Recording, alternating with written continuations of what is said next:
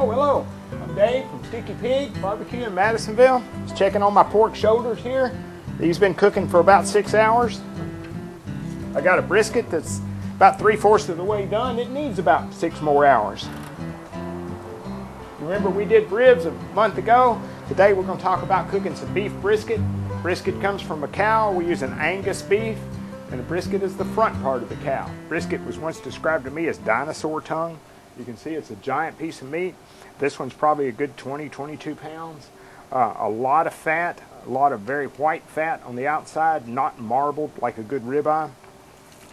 Even when you flip it over, you can see the very lean meat, but it's also got a lot of fat. Our friend Brian will cut off this big piece of fat here. You'll see how big it is in a minute. We'll cut off a little here, but we won't do much to the other side. There's 2 parts to a brisket. There's the flat end, which you can see it's thinner. The grain runs this way, and this part works beautiful for slicing. Get to this end, there's another section here. The grain still runs, but there's an alternate piece that runs this way. This is very fatty, and it's much better for pulling and for burnt ends. Okay, I'm going to flip this back over and give it to Brian. First thing he'll do is level the top of it just so that it's about the same height across. Fat is flavor. In this business, you don't want to cut off too much fat, but you don't want to leave it on there too much either. The rest of this, a lot of it will render down. We'll cook it skin side up at first so the juices will cook through, and then after we wrap it, we'll turn it skin side down so the juices stay in there. That's looking good, Brian. Where the ribs, we were not much rub on the ribs. Brisket, you can put a lot of rubs on it. Where ribs don't cook very long, brisket cooks a long time. And I've seen a lot of people that just dust it on. Some other people believe you should massage it in. I think if you do what he's doing, you sprinkle it on, then you spread it out evenly.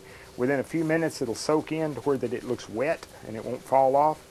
It's important that every bit gets covered and rubbed, and as it soaks through, as the grease renders down, it gives it that much more flavor. It ends up coming out like a nice piece of steak with that kind of seasoning, that kind of tenderness. We flip it with you here. We'll roll it over without losing too much. Now all this fat, if there's too much fat, that's one of the reasons we cut it.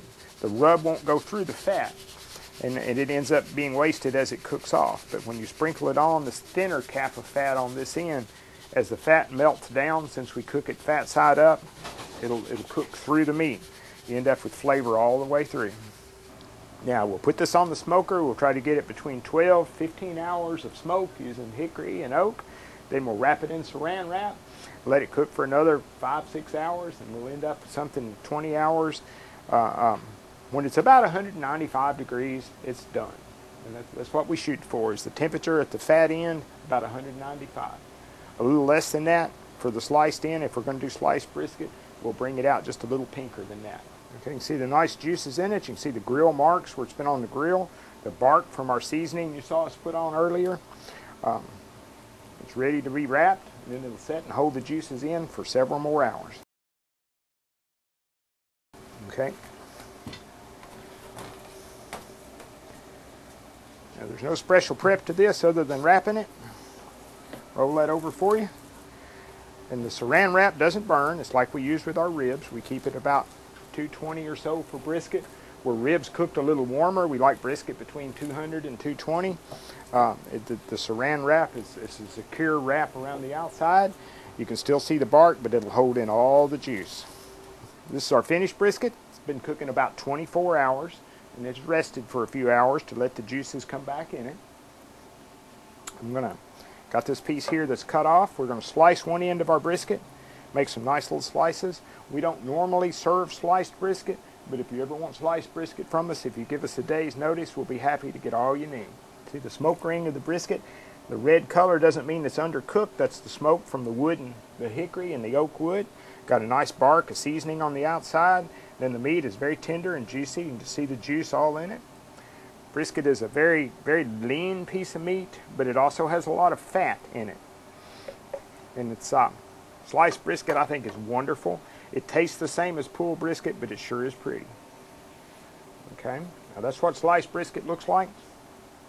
I'm going to turn it over to my friend Brian here, and we're going to make some ready for burnt ends. A lot of people in Kentucky don't know what burnt ends are. Burnt ends are really not burnt. They're double smoked beef brisket. Got a layer of fat in the middle that when we put it back on the smoker, that'll smoke off. Brisket can be very, very tough. When we first got into the barbecue business, I ruined a lot of brisket before I learned how to do it. But now it can be just very, very tender. It's in nice big chunks. We'll put it back on the smoker for a few hours.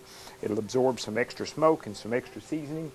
The fat will render out of it, and it'll make a delicious finger food. Okay, that's plenty for burnt ends. Would you like to cut some of that up, and then we'll show them how we pull it by hand to shred it. And that's what we use for our sandwiches. That you can see where he's got it cut. He's going to pull it apart by hand, and the nice little pieces that fit nicely on a plate or on a sandwich, and it just fall apart tender. Now I'm ready to eat. This is our beef brisket plate that we just fixed, fresh off the smoker. We heat it in a cast iron skillet. Make sure it's nice and warm when you get it. Got potato salad. We put a little fresh dill in to season it just right. It's a mustard-based potato salad. We cook our green beans overnight in a slow cooker. It's got a lot of smoked ham, got some pork jowl in it, little onion, little garlic, little potatoes. Dave's Sticky Pig, Madison Square Drive. We do everything from scratch, like your grandmother used to do it. I don't want to be better than your grandmother. I just want to be better than all the other restaurants that you can have.